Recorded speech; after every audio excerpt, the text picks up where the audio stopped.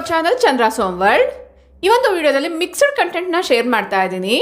ಹೊಸದಾಗಿ ಕುಟಾಣಿ ಇರ್ಬೋದು ಅಥವಾ ಒರಳೆಲ್ಲ ತೊಗೊಂಡಾಗ ಸ್ಟೋನ್ ಐಟಮ್ಸ್ ಯಾವುದಾದ್ರೂ ಆಗಲಿ ಅದನ್ನ ಯಾವ ಥರ ಸೀಸನಿಂಗ್ ಮಾಡ್ಕೊಳ್ಬೋದು ಅನ್ನೋದ್ರ ಜೊತೆಗೆ ಸ್ಪೆಷಲ್ ಅಡುಗೆಗಳೆಲ್ಲನೂ ಮಾಡಬೇಕು ಅಂದಾಗ ಯಾವ ರೀತಿ ಪ್ಲಾನ್ ಮಾಡ್ಕೊಳ್ತೀನಿ ಅನ್ನೋದನ್ನ ಈ ವಿಡಿಯೋದಲ್ಲಿ ನೀವು ನೋಡ್ತಾ ಹೋಗ್ತೀರಾ. ವಿಡಿಯೋ ಇಂಟ್ರೆಸ್ಟಿಂಗ್ ಆಗಿರುತ್ತೆ, ಆದಷ್ಟು ಎಲ್ಲೂ ಸ್ಕಿಪ್ ಮಾಡ್ತೀರಾ, ಕೊನೆವರೆಗೂ ನೋಡ್ತಾ ಹೋಗಿ. ವಿಡಿಯೋ ನೋಡೋದಕ್ಕಿಂತ ಮುಂಚೆ ನೀವೇನಾದ್ರೂ ನಮ್ಮ ಚಾನಲ್ನ ಫಸ್ಟ್ ಟೈಮ್ ವಿಸಿಟ್ ಮಾಡ್ತಾ ಇದ್ರೆ ಈಗ ಸಬ್ಸ್ಕ್ರೈಬ್ ಮಾಡಿಕೊಂಡು ಪಕ್ಕದಲ್ಲಿರುವಂಥ ಬೆಲ್ ಐಕನ್ನ ಕ್ಲಿಕ್ ಮಾಡಿ. ಬೆಲ್ ಐಕನ್ ಕ್ಲಿಕ್ ಮಾಡಿ ಆಲ್ ಆಪ್ಷನ್ ಕ್ಲಿಕ್ ಮಾಡೋದ್ರಿಂದ ನಾನು ನೆಕ್ಸ್ಟ್ ವಿಡಿಯೋ ಹಾಕಿದ ಕೂಡಲೇ ನಿಮಗೆ ನೋಟಿಫಿಕೇಶನ್ಸ್ ಅನ್ನೋದು ಬರುತ್ತೆ. ನೀವೇ ಫಸ್ಟ್ ಆಗಿ ನಾವು ವಿಡಿಯೋಸ್ನ ನೋಡ್ಬೋದು. Without delay let start the video. Recent ಆಗಿ ಒಂದು ಒರಳು ತಗೊಂಡಿದ್ದೆ, ಅಂದರೆ ರುಬ್ಬೋಕೋಲ್ ಅಥವಾ ಕುಟಾಣಿ ಅಂತ ಏನು ಹೇಳ್ತೀವಿ, ಒಂದು ಸ್ವಲ್ಪ ದೊಡ್ಡದಾಗಿರುವಂಥ ಸೈಜಲ್ಲೇ ತಗೊಂಡಿದ್ದೆ. ಇದನ್ನ ಯಾವ ಥರ ಸೀಸನಿಂಗ್ ಮಾಡ್ಕೊಳ್ಬೋದು ಅಂತ ಈಗ ನೋಡೋಣ. ಇಲ್ಲಿ ನೀವು ನೋಡ್ತಾ ಇದ್ದೀರಲ್ವಾ, ನೆನೆಸಿಟ್ಟಿರುವಂಥ ಅಕ್ಕಿನ ತೊಗೊಂಡಿದ್ದೀನಿ. ಇದಕ್ಕಂತಲೇ ಸಪ್ರೇಟಾಗಿ ಏನು ನೆನೆಸಿಲ್ಲ. ದೋಸೆ ಇಡ್ಲಿಗೆಲ್ಲ ಬ್ಯಾಟರ್ ನೆನೆಸ್ತೀವಲ್ವಾ, ಅದಕ್ಕೆ ನೆನೆಸಿರೋಂಥ ಅಕ್ಕಿನೇ ಸ್ವಲ್ಪ ತೊಗೊಂಡು ವಿಡಿಯೋದಲ್ಲಿ ತೋರಿಸ್ದಂಗೆ ರುಬ್ತಾ ಇದ್ದೀನಿ. ಈ ಥರ ನೆನೆಸಿಟ್ಟಿರುವಂಥ ಅಕ್ಕಿನ ರುಬ್ಬೋದ್ರಿಂದ ಎರಡು ಕಲ್ಲುಗಳ ಮಧ್ಯೆ ಫ್ರಿಕ್ಷನ್ ಅನ್ನೋದು ಸ್ಟಾರ್ಟ್ ಆಗಿ ಒರಳು ಕ್ಲೀನ್ ಮಾಡೋಕ್ಕೆ ಹೆಲ್ಪ್ಫುಲ್ ಆಗುತ್ತೆ. ಸಣ್ಣ ಸಣ್ಣ ಕಲ್ಲುಗಳೆಲ್ಲ ಏನಿರುತ್ತೆ ಈ ಒರಳೆಲ್ಲನೂ ಕೆತ್ತನೆ ಮಾಡಬೇಕಾದ್ರೆ ಆ ವೇಸ್ಟ್ ಅಂತ ಸಣ್ಣ ಸಣ್ಣ ಡಸ್ಟ್ ಎಲ್ಲ ಇರುತ್ತೆ ಅಲ್ವಾ, ಅದನ್ನೆಲ್ಲ ಈಸಿಯಾಗಿ ಈ ಒಂದು ಮೆಥಡಿಂದ ಕ್ಲೀನ್ ಮಾಡ್ಕೊಳ್ಬೋದು. ಇದು ಒಂದು ರೀತಿ ಸ್ಕ್ರಬ್ ಥರ ಆಗೋದ್ರಿಂದ ಸಣ್ಣ ಸಣ್ಣ ಮೈನ್ಯೂಟ್ ಡಸ್ಟ್ ಎಲ್ಲ ಕೂಡ ಈಸಿಯಾಗಿ ರಿಮೂವ್ ಆಗುತ್ತೆ.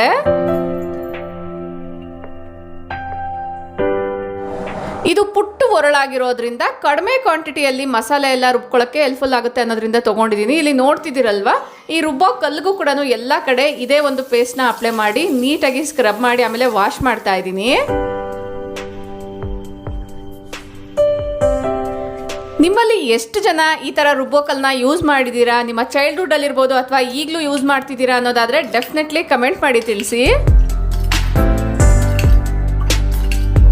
ನನ್ನ ಚೈಲ್ಡ್ಹುಡ್ಡಲ್ಲಿ ಇದನ್ನೆಲ್ಲ ಯಾವ ಥರ ಬಳಕೆ ಮಾಡ್ತಾರೆ ಅನ್ನೋದು ಅಬ್ಸರ್ವ್ ಮಾಡಿರೋದ್ರಿಂದ ಇದನ್ನು ಯಾವ ರೀತಿ ಮೇಂಟೈನ್ ಮಾಡೋದು, ಯೂಸ್ ಮಾಡೋದು ಅಂತ ಡೀಟೇಲ್ ಆಗಿ ಇನ್ಫಾರ್ಮೇಷನ್ ಅದು ಗೊತ್ತಿದೆ. ಫಸ್ಟಿಗೆ ನಾವು ನಾರ್ಮಲ್ ಆಗಿ ವಿಡಿಯೋದಲ್ಲಿ ತೋರಿಸ್ದಂಗೆ ಆ ಒಂದು ಅಕ್ಕಿನ ರುಬ್ಕೊಂಡು ಆಮೇಲೆ ನೀಟಾಗಿ ವಾಶ್ ಮಾಡಿ ಒಂದು ಬಟ್ಟೆಯಿಂದ ಒರೆಸ್ಕೊಳ್ಬೇಕು.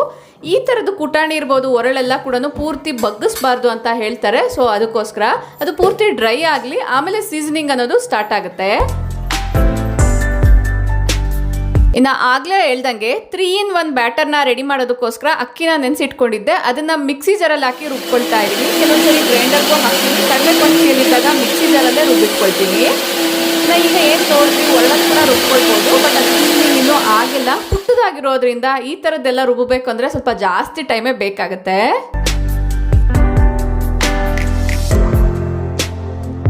ಅಕ್ಕಿನ ಜಾಸ್ತಿ ನೆನೆಸಿಟ್ಟು ಮಿಕ್ಸಿ ಜಾರಲ್ಲಿ ರುಬ್ಬಬೇಕು ಅಂದಾಗ ಆದಷ್ಟು ಆ ನೆನೆಸಿಟ್ಟಿರೋಂಥ ಅಕ್ಕಿನ 1 hour ಫ್ರಿಜ್ಜಲ್ಲಿ ಇಟ್ಬಿಟ್ಟು ಆಮೇಲೆ ಮಿಕ್ಸಿಗೆ ಹಾಕೋದಾದ್ರೆ ಮಿಕ್ಸಿ ಹೀಟ್ ಆಗದಿರ ಇರುತ್ತೆ. ಅಂದರೆ ನೀವು ಜಾರ್ನ ಅಬ್ಸರ್ವ್ ಮಾಡಿದರೆ ಜಾಸ್ತಿ ಹೊತ್ತು ಮಿಕ್ಸಿನ ರನ್ ಮಾಡ್ತಾನೆ ಇದ್ರೆ ಮೋಟರೆಲ್ಲ ಬಿಸಿ ಆಗುತ್ತೆ, ಮಿಕ್ಸಿ ಜಾರ್ ಕೂಡ ಬಿಸಿ ಆಗಿರುತ್ತೆ ಅಲ್ವಾ. ಆ ಥರ ಆಗಬಾರ್ದು ಅನ್ನೋದಾದರೆ ಆದಷ್ಟು ರುಬ್ಬಬೇಕಾದ್ರೆ ಐಸ್ ಕ್ಯೂಬ್ಸ್ ಆದ್ರೂ ಯೂಸ್ ಮಾಡ್ಬೋದು ನಾರ್ಮಲ್ ವಾಟರ್ಗಿಂತ.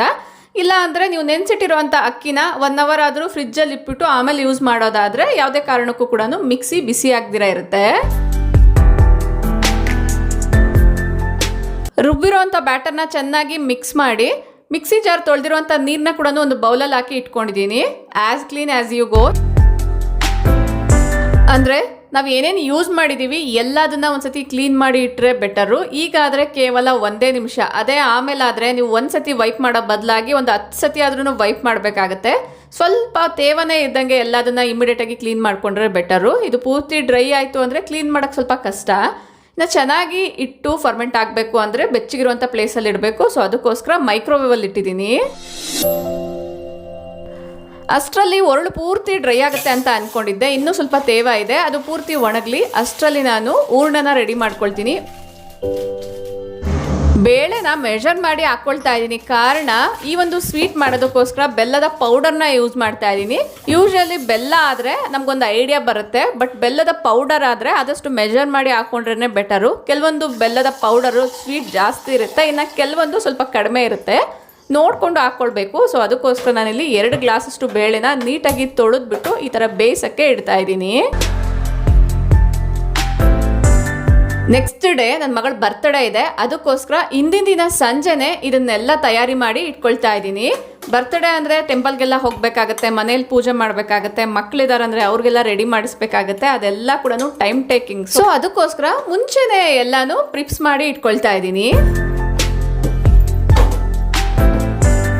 ಇನ್ನು ಒಬ್ಬಟ್ಟಿಗೆ ಕೊಬ್ಬರಿ ಬೇಕೇ ಬೇಕಾಗುತ್ತೆ ಅಲ್ವಾ. ಸೊ ಅದಕ್ಕೋಸ್ಕರ ತೆಂಗಿನಕಾಯಿನ ಹೊಡೆದು ಕೊಬ್ಬರಿನ ತುರಿದ್ಕೊಳ್ತೀನಿ.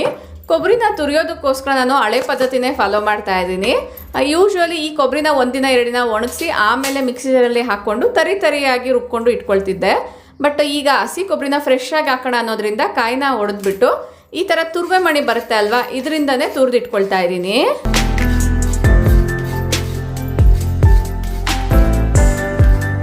ಅಷ್ಟರಲ್ಲಿ ಬೇಳೆ ಎಲ್ಲ ಚೆನ್ನಾಗಿ ಬೆಂದಿದೆ, ನೀರೆಲ್ಲ ಕೂಡ ಸಪ್ರೇಟ್ ಮಾಡಿ ಇಟ್ಕೊಂಡಿದ್ದೀನಿ. ಸ್ವಲ್ಪ ಬೇಳೆನ ಒಂದು ಬೌಲಲ್ಲಿ ತೆಗೆದಿಟ್ಕೊಂಡಿದ್ದೀನಿ ರಸಮ್ ಮಾಡೋದಕ್ಕೋಸ್ಕರ. ಈಗ ಸ್ಟವ್ನ ಆನ್ ಮಾಡಿಕೊಂಡು ಇದರಲ್ಲಿ ಆಗಲೇ ನಾನು ಎಷ್ಟು ಬೇಳೆನ ತೊಗೊಂಡಿದ್ದೀನೋ ಅದಕ್ಕೆ ತಕ್ಕಂಗೆ ಕೊಬ್ಬರಿ ಮತ್ತು ಬೆಲ್ಲನ ಸೇರಿಸ್ತಾ ಇದ್ದೀನಿ.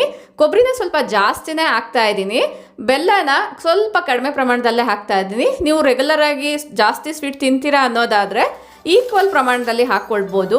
ನಾನಿಲ್ಲಿ 3/4 ಗ್ಲಾಸಷ್ಟು ಬೆಲ್ಲನ ಹಾಕ್ಕೊಳ್ತಾ ಇದ್ದೀನಿ.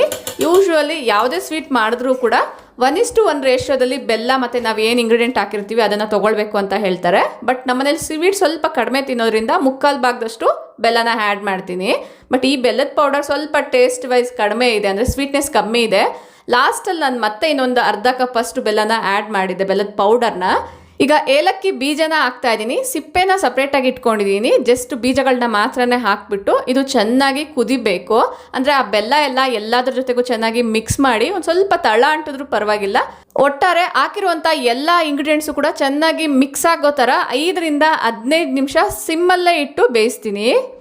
ಇನ್ನೊಂದು ಕಡೆ ಒಬ್ಬಟ್ಟಿಗೋಸ್ಕರ ನಾನು ಇಲ್ಲಿ ಕನಕನ ರೆಡಿ ಮಾಡ್ಕೊಳ್ತಾ ಇದ್ದೀನಿ. ಮೈದಾ ಹಿಟ್ಟನ್ನ ಯೂಸ್ ಮಾಡ್ತಾ ಇದ್ದೀನಿ. ಆದಷ್ಟು ಮೈದಾ ಹಿಟ್ಟು ಬದಲಾಗಿ ಗೋಧಿ ಹಿಟ್ಟು ಯೂಸ್ ಮಾಡಿದ್ರೇ ಬೆಟರು. ಮೈದಾ ಹಿಟ್ಟನ್ನ ನೆನೆಸಕ್ಕಿಟ್ಟು ಈಗ ಹೂರ್ಣನ ರೆಡಿ ಮಾಡ್ಕೊಳ್ಳೋಣ. ಬೇಯಿಸಿಟ್ಟಿರೋಂಥ ಬೇಳೆನ ಗ್ರೈಂಡರ್ಗೆ ಹಾಕ್ಕೊಳ್ತಾ ಇದ್ದೀನಿ. ಇನ್ನೊಂದು ಕಡೆ ಒರಳೆಲ್ಲ ಪೂರ್ತಿ ಡ್ರೈ ಆಗಿದೆ. ಈಗ ನಾನು ಕುಕ್ಕಿಂಗ್ ಆಯಿಲ್ನ ಅಪ್ಲೈ ಮಾಡ್ತಾ ಇದ್ದೀನಿ. ಯಾವುದೇ ಕುಕ್ಕಿಂಗ್ ಆಯಿಲ್ ಆದರೂ ಕೂಡ ಪರವಾಗಿಲ್ಲ, ವಿಡಿಯೋದಲ್ಲಿ ತೋರಿಸ್ದಂಗೆ ಸ್ವಲ್ಪ ಜಾಸ್ತಿ ಕ್ವಾಂಟಿಟಿಯಲ್ಲೇ ಅಪ್ಲೈ ಮಾಡಿ. ಹೊಸದಾಗಿರೋದ್ರಿಂದ ಸ್ವಲ್ಪ ಆಯಿಲ್ನ ಜಾಸ್ತಿನೇ ಅಬ್ಸರ್ವ್ ಮಾಡ್ಕೊಳ್ಳುತ್ತೆ.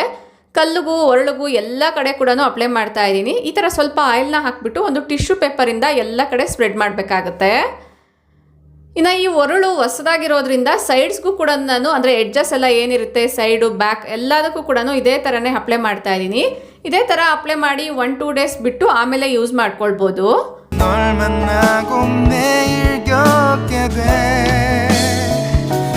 ಆಯಿಲ್ನ ಅಪ್ಲೈ ಮಾಡೋ ಅಷ್ಟರಲ್ಲಿ ಹೂರ್ಣ ಕೂಡ ರೆಡಿ ಆಗಿದೆ, ನೀವು ನೋಡ್ತಾ ಇರ್ಬೋದು. ಬಟ್ ಕಲರ್ ವೈಸ್ ನಿಮಗೆ ಸ್ವಲ್ಪ ಚೇಂಜ್ ಅನಿಸ್ಬೋದು. ಇದು ಯಾವ ಬೇಳೆ ತೊಗೊಂಡಿದ್ದೀವಿ ಆಮೇಲೆ ಯಾವ ಬೆಲ್ಲ ಯೂಸ್ ಮಾಡಿದ್ದೀವಿ ಅನ್ನೋದ್ರ ಮೇರೆಗೂ ಕೂಡ ಕಲರ್ ಅನ್ನೋದು ಚೇಂಜ್ ಆಗುತ್ತೆ. ಫೈನಲಿ ಒಬ್ಬಟ್ಟು ಕೂಡ ರೆಡಿ ಆಯಿತು. ಇದು ನೆಕ್ಸ್ಟ್ ಡೇ ತೆಗೆದಿರೋಂಥ ಕ್ಲಿಪ್ಪಿಂಗ್ಸ್. ವಿಡಿಯೋ ಕಂಟಿನ್ಯೂಷನ್ಗೋಸ್ಕರ ಇಲ್ಲಿ ಆ್ಯಡ್ ಮಾಡಿದ್ದೀನಿ. ತುಂಬಾ ಟೇಸ್ಟಿಯಾಗಿರುತ್ತೆ. ನಾನು ಹೇಳಿರೋ ಮೆಥಡಲ್ಲಿ ಡೆಫಿನೆಟ್ಲಿ ಒಂದ್ಸರಿ ಟ್ರೈ ಮಾಡಿ. ಟೇಸ್ಟಿಯಾಗಿರುವಂಥ ಒಬ್ಬಟ್ಟು ರಸಮ್ ಕೂಡ ರೆಡಿಯಾಗಿದೆ. ನಾನು ಡೀಟೇಲ್ ಆಗಿರುವಂಥ ರೆಸಿಪಿನ ಶೂಟ್ ಮಾಡ್ಕೊಳ್ಳೋಕ್ಕೆ ಹೋಗಲಿಲ್ಲ. ಈ ಥರದ ಸ್ಪೆಷಲ್ ರೆಸಿಪೀಸ್ ಎಲ್ಲನೂ ಮಾಡಿದಾಗ ವಿಡಿಯೋ ಕೂಡ ಶೂಟ್ ಮಾಡಬೇಕು ಅಂದರೆ ಸ್ವಲ್ಪ ಜಾಸ್ತಿ ಟೈಮ್ ಟೇಕಿಂಗ್ ಅಂತಲೇ ಹೇಳ್ಬೋದು. ಸೊ ಅದಕ್ಕೋಸ್ಕರ ನಾನು ಎಲ್ಲೂ ಮತ್ತೆ ವೀಡಿಯೋನ ಶೂಟ್ ಮಾಡ್ಕೊಳ್ಳೋಕ್ಕೆ ಹೋಗಲಿಲ್ಲ. ನೆಕ್ಸ್ಟ್ ಡೇ ಮಾರ್ನಿಂಗ್ ಇಲ್ಲಿ ನೀವು ನೋಡ್ತಾ ಇರೋವಂಥದ್ದು. ಒಂದು ಕಡೆ ರೈಸ್ ಇಟ್ಟಿದ್ದೀನಿ, ಇನ್ನೊಂದು ಕಡೆ ನನ್ನ ಮಗಳಿಗೆ ಪುಳಿಯೋಗರೆ ತುಂಬ ಇಷ್ಟ. ಸೊ ಅದಕ್ಕೋಸ್ಕರ ಪುಳಿಯೋಗರೆ ಗೊಜ್ಜನ್ನ ಮಾಡ್ತಾ ಇದ್ದೀನಿ. ಮುಳಬಾಗಿಲುವಿಂದ ತಂದಿರುವಂಥ ಸ್ವಲ್ಪ ಗೊಜ್ಜಿದೆ, ಅದಕ್ಕೇ ಸಿಂಪಲ್ ಆಗಿರುವಂಥ ಒಗ್ಗರಣೆನ ಮಾಡ್ತಾ ಇದ್ದೀನಿ. ಸ್ವಲ್ಪ ಜಾಸ್ತಿ ಗೋಡಂಬಿ ಕಡಲೆ ಬೀಜನ ಹಾಕಿದ್ರೆ ರುಚಿ ಇನ್ನೂ ಚೆನ್ನಾಗಿರುತ್ತೆ. ಇದಕ್ಕೆ ನಾರ್ಮಲ್ ಒಗ್ಗರಣೆ ಹಾಕಿ ಆ ಒಂದು ಗೊಜ್ಜನ್ನ ಮಿಕ್ಸ್ ಮಾಡಿದ್ರೆ ಸಾಕು. ಅದರಲ್ಲೇ ಎಲ್ಲ ಇಂಗ್ರೀಡಿಯೆಂಟ್ನ ಆ್ಯಡ್ ಮಾಡಿರ್ತಾರೆ. ಒಂದು ವೇಳೆ ಖಾರ ಜಾಸ್ತಿ ಬೇಕು ಅಂದರೆ ಈ ಒಗ್ಗರಣೆಗೆ ಒಂದು ಸ್ವಲ್ಪ ಹಸಿಮೆಣಸನ್ನ ಹಾಕ್ಕೊಳ್ಬೇಕಾಗತ್ತೆ. ಸ್ವಲ್ಪ ಎಣ್ಣೆನ ತೊಗೊಂಡು ಕಡಲೆಬೀಜನ ಫ್ರೈ ಮಾಡಿ ಇಟ್ಕೊಂಡಿದ್ದೀನಿ. ಈಗ ಇದರಲ್ಲಿ ಉದ್ದಿನಬೇಳೆ, ಕಡಲೆಬೇಳೆ, ಸ್ವಲ್ಪ ಬಾಡಿಗೆ ಮೆಣಸಿನ್ಕಾಯಿ, ಸಾಸಿವೆ, ಜೀರಿಗೆ, ಇಂಗು, ಕರಿಬೇವು, ಒಣಮೆಣಸಿನ್ಕಾಯಿ ಅಥವಾ ಹಸಿಮೆಣಸಿನ್ಕಾಯಿ ಆದ್ರೂ ಹಾಕ್ಕೊಳ್ಬೋದು. ಸ್ವಲ್ಪ ಗೋಡಂಬಿ ಕೂಡ ಹಾಕ್ಬಿಟ್ಟು ಚೆನ್ನಾಗಿ ಮಿಕ್ಸ್ ಮಾಡ್ಕೊಳ್ತಾ ಇದ್ದೀನಿ. ಇದಕ್ಕೆ ಹಿಂಗೆ ಹಾಕಿದ್ರೇ ಒಳ್ಳೆ ಟೇಸ್ಟ್ ಅನ್ನೋದು ಬರುತ್ತೆ.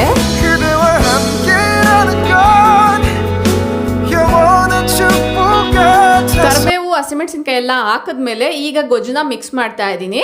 ಯೂಶಲಿ ಪ್ರತಿ ಸರಿನೂ ಇದೇ ಗೊಜ್ಜು ಇರಲ್ಲ, ನಾರ್ಮಲ್ ಆಗಿ ಮನೇಲಿ ಮಾಡಿರುವಂಥ ಪೌಡರ್ನೇ ಯೂಸ್ ಮಾಡ್ತಾ ಇರ್ತೀನಿ. ಬಟ್ ಈ ಸರಿ ಈ ಗೊಜ್ಜು ಒಂದು ಸ್ವಲ್ಪ ಉಳ್ಕೊಂಡಿತ್ತು, ಅದನ್ನೇ ಯೂಸ್ ಮಾಡ್ತಾ ಇದ್ದೀನಿ. ಪ್ರಸಾದಕ್ಕೆಲ್ಲ ಇಡ್ತೀವಿ, ಅಂದರೆ ನೈವೇದ್ಯಕ್ಕೆಲ್ಲ ಇಡ್ತೀವಿ ಅನ್ನೋದಾದರೆ ಮನೇಲಿ ಮಾಡಿರುವಂಥ ಪೌಡರ್ನ ಯೂಸ್ ಮಾಡ್ತೀವಿ. ಇದನ್ನೇನು ನೈವೇದ್ಯಕ್ಕೆಲ್ಲ ಇಡಲ್ಲ. ಸೊ ಅದಕ್ಕೋಸ್ಕರ ಜಸ್ಟ್ ಗೊಜ್ಜನ್ನ ಈ ಥರ ಮಾಡಿ ಇಟ್ಕೊಂಡಿದ್ದೀನಿ. ತುಂಬಾ ಟೇಸ್ಟಿಯಾಗಿತ್ತು. ನೀವು ಯಾರಾದರೂ ಮುಳಬಾಗಿಲು ಗೊಜ್ಜನ್ನ ಟ್ರೈ ಮಾಡಿದ್ದೀರಾ? ಕಂಪಲ್ಸರಿ ನಿಮ್ಮ ಅಭಿಪ್ರಾಯನ ಕಮೆಂಟ್ ಮಾಡಿ ತಿಳಿಸಿ. ವಿಡಿಯೋ ಶೂಟ್ ಮಾಡ್ತಾ ಉಪ್ಪು ಹಾಕೋದೇ ಮರ್ತಿದ್ದೆ. ಲಾಸ್ಟಲ್ಲಿ ಉಪ್ಪನ್ನ ಹಾಕ್ಬಿಟ್ಟು ಚೆನ್ನಾಗಿ ಮಿಕ್ಸ್ ಮಾಡಿ ಒಂದು 5 ನಿಮಿಷ ಬಿಟ್ಟು ಆಮೇಲೆ ಈ ಥರ ರೈಸ್ನ ಮಿಕ್ಸ್ ಮಾಡಿ ಇಟ್ಕೊಂಡಿದ್ದೀನಿ. ತುಂಬಾನೇ ರುಚಿಯಾಗಿರುತ್ತೆ. ಡೆಫಿನೆಟ್ಲಿ ಒಂದ್ಸಲ ಟ್ರೈ ಮಾಡಿ. ಬೆಳಗ್ಗೆನೆ ದೇವಸ್ಥಾನಕ್ಕೆ ಹೋಗೋ ಪ್ಲಾನ್ ಅಲ್ಲಿ ಇತ್ತಲ್ವಾ, ಸೊ ಅದಕ್ಕೋಸ್ಕರ ನಮ್ಮ ಹೆಲ್ಪರ್ ಮನೆ ಕ್ಲೀನ್ ಮಾಡ್ಬೇಕಾದ್ರೆ ಅಡುಗೆ ಕೆಲಸಗಳೆಲ್ಲ ಮುಗಿಸ್ಕೊಂಡಿದ್ದೀನಿ. ಈಗ ಬೆಡ್ ಎಲ್ಲ ಕೂಡ ನೀಟಾಗಿ ಸೆಟ್ ಮಾಡ್ತಾ ಇದ್ದೀನಿ. ಮಕ್ಕಳು ವಾಕಿಂಗ್ ಹೋಗಿದ್ದಾರೆ. ಅವ್ರು ಬರೋಷ್ಟರಲ್ಲಿ ನಾನು ಸ್ನಾನ ಎಲ್ಲ ಮಾಡ್ಕೊಂಡು ಪೂಜೆಗೆಲ್ಲ ರೆಡಿ ಮಾಡಿ ಇಟ್ಕೊಂಡ್ರೆ ನೆಕ್ಸ್ಟ್ ಅವ್ರನ್ನ ರೆಡಿ ಮಾಡಿಸ್ಬಿಟ್ಟು ಟೆಂಪಲ್ಗೆ ಹೋಗ್ಬೋದು ಅನ್ನೋದ್ರಿಂದ.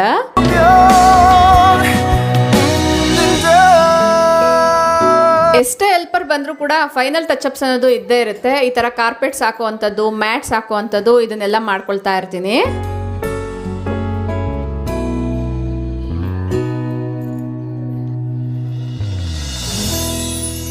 ಹಿಂದಿನ ದಿನನೇ ಅಡುಗೆಗೆ ಬೇಕಾಗಿರುವಂಥ ಎಲ್ಲ ಪ್ರಿಪ್ಸ್ನ ಮಾಡಿ ಇಟ್ಟಿರೋದ್ರಿಂದ ಬೆಳಗ್ಗೆ ಅಡುಗೆ ಮಾಡೋದು ತುಂಬಾ ಈಸಿ ಆಯಿತು. ಇಲ್ಲ ಅಂದರೆ ತುಂಬ ಜಾಸ್ತಿ ಟೈಮ್ ಟೇಕಿಂಗ್ ಅಂತಲೇ ಹೇಳ್ಬೋದು. ಅದರಲ್ಲೂ ಒಬ್ಬಟ್ಟು ಸ್ಪೆಷಲ್ ರೆಸಿಪೀಸ್ ಎಲ್ಲ ಮಾಡಬೇಕು ಅಂದರೆ ಎಷ್ಟು ಟೈಮ್ ಬೇಕಾಗುತ್ತೆ ಅಂತ ನಿಮ್ಗೆ ಗೊತ್ತೇ ಇರುತ್ತೆ. ಫ್ರೆಶ್ ಅಪ್ ಆಗಿ ಬಂದು ದೇವಸ್ಥಾನಕ್ಕೆ ಹೋಗ್ಬೇಕಂದ್ರೆ ಸೀರೆನ ಹಾಕಬೇಕಲ್ವಾ, ಸೊ ಯಾವ ಸ್ಯಾರಿ ಅಂತ ಸೆಲೆಕ್ಟ್ ಮಾಡಿಕೊಂಡು ಅದಕ್ಕೆ ತಕ್ಕಂಥ ಜ್ಯುವೆಲರಿನ ಮಿಕ್ಸ್ ಮ್ಯಾಚ್ ಮಾಡ್ಕೊಂಡಿದ್ದೀನಿ.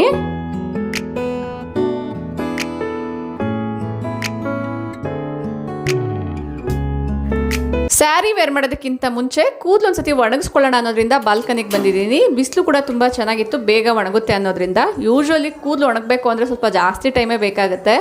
ಸೊ ಈ ಸ್ನಾನ ಮಾಡೋ ವಿಚಾರದಲ್ಲಿ ಆದಷ್ಟು ಒಂದು 2 ಅವರ್ಸ್ ಮುಂಚೆ ಮಾಡಿದ್ರೇ ಬೆಟರು. ಇಲ್ಲ ಅಂದರೆ ಕೂದಲು ಸರಿಯಾಗಿ ಒಣಗೋದೇ ಇಲ್ಲ. ಏರ್ ಡ್ರೈಯರ್ನ ಯೂಸ್ ಮಾಡಬೇಕಾಗತ್ತೆ.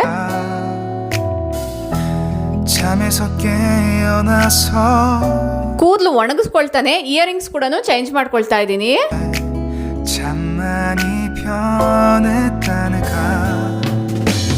ಫೈನಲಿ ಸ್ಯಾರಿ ಎಲ್ಲ ವೇರ್ ಮಾಡಿ ಈ ಥರ ರೆಡಿ ಆಗಿದ್ದೀನಿ. ಮೇಕಪ್ ಎಲ್ಲ ಯೂಸ್ ಮಾಡಿದ್ರೆ ಸಿಂಪಲ್ ಆಗಿ ಒಂದು ಕ್ರೀಮ್ನ ಅಪ್ಲೈ ಮಾಡಿದ್ದೀನಿ ಅಷ್ಟೇ. ಯೂಶ್ವಲಿ ನನಗೆ ಈ ಥರ ರೆಡಿ ಆಗಬೇಕಾದ್ರೆ ಕ್ಲಿಪ್ಪಿಂಗ್ಸ್ ಎಲ್ಲ ಶೂಟ್ ಮಾಡ್ಕೊಳ್ಳೋದು ಸ್ವಲ್ಪ ಕಷ್ಟ ಅಂತಲೇ ಹೇಳ್ಬೋದು. ನಾನು ನಿಂತಿರೋ ಹತ್ರ ಲೈಟಿಂಗ್ಸ್ ಇರಲ್ಲ, ಲೈಟಿಂಗ್ಸ್ ಇರೋ ಹತ್ರ ನಾನು ರೆಡಿ ಆಗೋಕ್ಕಾಗಲ್ಲ. ಬಟ್ ಈ ಥರ ಸಿಂಪಲ್ ಆಗಿ ರೆಡಿ ಆಗಿಬಿಟ್ಟು ನೋಡಿ ಆ ಕಡೆ ಈ ಕಡೆ ಕ್ಯಾಮ್ರಾನ ಮೂವ್ ಮಾಡಿ ಫೈನಲಿಗೆ ಈ ಒಂದು ಕ್ಲಿಪ್ಪಿಂಗ್ನ ಶೂಟ್ ಮಾಡ್ಕೊಂಡಿದ್ದೀನಿ. ಈ ಲುಕ್ ಯಾವ ಥರ ಕಾಣಿಸ್ತಾ ಇದೆ ಡೆಫಿನೆಟ್ಲಿ ಕಮೆಂಟ್ ಮಾಡಿ ತಿಳಿಸಿ. ರೆಡಿ ಆದಮೇಲೆ ಪೂಜಾ ರೂಮ್ ಫ್ಲೋರ್ನ ಕ್ಲೀನ್ ಮಾಡೋದಕ್ಕೋಸ್ಕರ ಡೋರ್ನ ಓಪನ್ ಮಾಡಿ ಮ್ಯಾಟ್ಸ್ ಎಲ್ಲ ಸೈಡ್ಗೆ ಇಟ್ಕೊಳ್ತಾ ಇದ್ದೀನಿ. ಪ್ರತಿನಿತ್ಯ ಮಾಡೋ ಅಂಥದ್ದೇ ಪೂಜಾ ರೂಮ್ ಫ್ಲೋರ್ನ ಕ್ಲೀನ್ ಮಾಡಿ ದೀಪಗಳೆಲ್ಲ ಒಂದ್ಸತಿ ಕ್ಲೀನ್ ಮಾಡಿಕೊಂಡು ಆಮೇಲೆ ಪೂಜೆಯಲ್ಲಿ ಯೂಸ್ ಮಾಡ್ಕೊಳ್ಳೋ ಅಂಥದ್ದು. ಹೊಸ್ಲಿಗೂ ಕೂಡ ಒಂದು ಸ್ವಲ್ಪ ಅರಿಶಿನ ಕುಂಕುಮ ಎಲ್ಲ ಹಚ್ಚೋಣ ಅನ್ನೋದ್ರಿಂದ ಈ ಥರ ಒಂದ್ಸತಿ ವೈಪ್ ಮಾಡ್ಕೊಳ್ತಾ ಇದ್ದೀನಿ. ಬಟ್ಟೆಯಿಂದನೇ ಒಂದು 2-3 ಸತಿ ಹೊಸ್ಲನ್ನ ವೈಪ್ ಮಾಡಿಬಿಟ್ಟು ಆಮೇಲೆ ಅರಿಶಿನ ಹಚ್ಬಿಟ್ಟು ಈ ಒಂದು ರಂಗೋಲಿನ ಹಾಕ್ತೀನಿ. ಕುಂಕುಮನ ಹಚ್ಚಿದಾದ್ಮೇಲೆ ಈ ರಂಗೋಲಿ ಬಗ್ಗೆ ಕೂಡ ತುಂಬ ಜನ ಕೇಳ್ತಾ ಇದ್ದೀರಾ. ರಂಗೋಲಿ ಉಂಡೆ ಬರುತ್ತೆ, ಅದನ್ನು ಪೇಸ್ಟ್ ಮಾಡಿಕೊಂಡು ಈ ಥರ ಅಪ್ಲೈ ಮಾಡ್ತೀನಿ. ಯಾವ ಸೈಜಲ್ಲಿ ಬೇಕೋ ಯಾವ ಶೇಪಲ್ಲಿ ಬೇಕೋ ಆ ಶೇಪಲ್ಲಿ ರಂಗೋಲಿನ ಹಾಕ್ಕೊಳ್ಬೋದು. ಈ ಥರದ ರಂಗೋಲಿ ಉಂಡೆ ನಿಮ್ಗೆ ಸಿಗಲ್ಲ ಮಾರ್ಕೆಟಲ್ಲಿ ಅನ್ನೋದಾದರೆ ಅಕ್ಕಿಯಿಂದನೇ ರಂಗೋಲಿ ಉಂಡೆನ ಯಾವ ಥರ ಮಾಡ್ಕೊಳ್ಬೋದು ಅನ್ನೋದನ್ನ ಈಗಾಗಲೇ ನಾನು ಶೇರ್ ಮಾಡಿದ್ದೀನಿ. ಆ ವಿಡಿಯೋ ಲಿಂಕ್ ಡಿಸ್ಕ್ರಿಪ್ಷನ್ ಕೊಟ್ಟಿರ್ತೀನಿ, ಇಲ್ಲ ಮೇಲೆ ಕಾಣಿಸುವಂಥ ಐ ಕಾರ್ಡಲ್ಲಿ ಕೊಟ್ಟಿರ್ತೀನಿ. ಇಂಟ್ರೆಸ್ಟ್ ಇರೋರು ಚೆಕ್ ಮಾಡ್ಬೋದು. ಇನ್ನು ಕೆಲವೊಬ್ರು ಡೀಟೇಲ್ಡ್ ಆಗಿ ಪೂಜೆನ ತೋರಿಸಿ ಯಾವ್ಯಾವ ಥರ ಮಾಡ್ತೀರಾ ಅಭಿಷೇಕ ಅದೆಲ್ಲ ಕೂಡ ಕೇಳಿದ್ದೀರಾ. ಅಷ್ಟು ಡೀಟೇಲ್ಡ್ ಆಗಿ ನಾನು ಇಲ್ಲಿ ಶೇರ್ ಮಾಡೋಕ್ಕಾಗಲ್ಲ. ನಾನು ಯಾವಾಗಲೂ ಫಾಲೋ ಮಾಡುವಂಥ ಸಿಂಪಲ್ ವೇಯಲ್ಲೇ ಮಾಡ್ಕೊಳ್ತೀನಿ. ಒಬ್ಬೊಬ್ರು ಒಂದೊಂದು ಥರ ಮಾಡ್ತಾರೆ. ನಿಮ್ಮ ಮನೆಯಲ್ಲಿ ಹಿರಿಯರು ಯಾವ ಥರ ಮಾಡ್ತಾರೋ ಅದನ್ನು ಫಾಲೋ ಮಾಡಿದ್ರೇ ಬೆಟರು.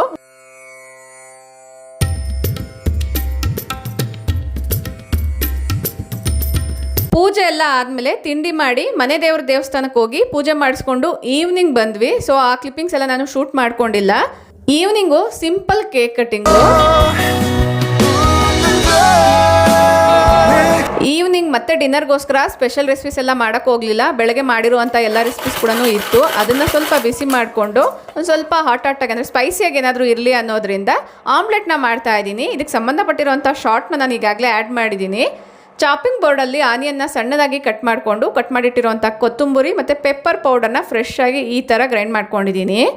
ಇದ್ರ ಜೊತೆಗೆ ಸ್ವಲ್ಪ ಜೀರಿಗೆ ಪೌಡರು, ಇದನ್ನೆಲ್ಲ ರೆಡಿ ಮಾಡಿಕೊಂಡು ಎಷ್ಟು ಮೊಟ್ಟೆ ಬೇಕೋ ಅದನ್ನು ಕೂಡ ಸೈಡಲ್ಲಿ ಇಟ್ಕೊಂಡಿದ್ದೀನಿ.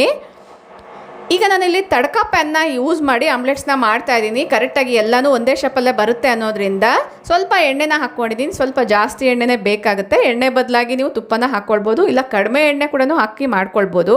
ವಿಡಿಯೋದಲ್ಲಿ ತೋರಿಸ್ದಂಗೆ ಮೊಟ್ಟೆನ ಹೊಡೆದಾಕ್ಬಿಟ್ಟು ಉಪ್ಪು ಖಾರ ಪೆಪ್ಪರ್ ಪೌಡರು ಆಮೇಲೆ ಈ ಕ್ಯುಮಿನ್ ಪೌಡರು ಅಂದರೆ ಜೀರಿಗೆ ಪೌಡರು ನಾವು ಕಟ್ ಮಾಡ್ಕೊಂಡಿರುವಂತಹ ಈರುಳ್ಳಿ ಕೊತ್ತಂಬರಿ ಸೊಪ್ಪು ಸ್ವಲ್ಪ ಚಿಲ್ಲಿ ಪೌಡರು ಮತ್ತು ಸಾಲ್ಟ್ನ ಹಾಕ್ಕೊಂಡಿದ್ದೀನಿ. 2 ಸೈಡು ಫ್ರೈ ಮಾಡ್ಕೊಳ್ಬೇಕು ಅಂದರೂ ಕೂಡ ನೀವು ಮಾಡ್ಕೊಳ್ಬೋದು, ಇಲ್ಲ ಒಂದೇ ಸೈಡ್ ಫ್ರೈ ಮಾಡ್ಕೊಳ್ಬೇಕು ಅಂದರೆ ಸಿಮ್ಮಲ್ಲೇ ಇಟ್ಬಿಟ್ಟು ಸ್ವಲ್ಪ ಜಾಸ್ತಿ ಹೊತ್ತು ಫ್ರೈ ಮಾಡಿದ್ರೆ ಟೇಸ್ಟ್ ತುಂಬ ಚೆನ್ನಾಗಿರುತ್ತೆ. ಈ ವಿಡಿಯೋನ ನಾನು ಎಲ್ಲಿಗೆ ಎಂಡ್ ಮಾಡ್ತಾ ಇದ್ದೀನಿ. ಈ ವಿಡಿಯೋ ನಿಮ್ಗೆ ಏನಾದರೂ ಇಷ್ಟ ಆಯಿತು ಅನಿಸಿದ್ರೆ ಈಗಲೇ ಒಂದು ಲೈಕ್ ಮಾಡಿ, ನಿಮ್ಮ ಫ್ರೆಂಡ್ಸ್ ಆ್ಯಂಡ್ ಫ್ಯಾಮಿಲಿ ಜೊತೆಗೂ ಶೇರ್ ಮಾಡಿ. Thank you for watching. ನಮಸ್ತೆ.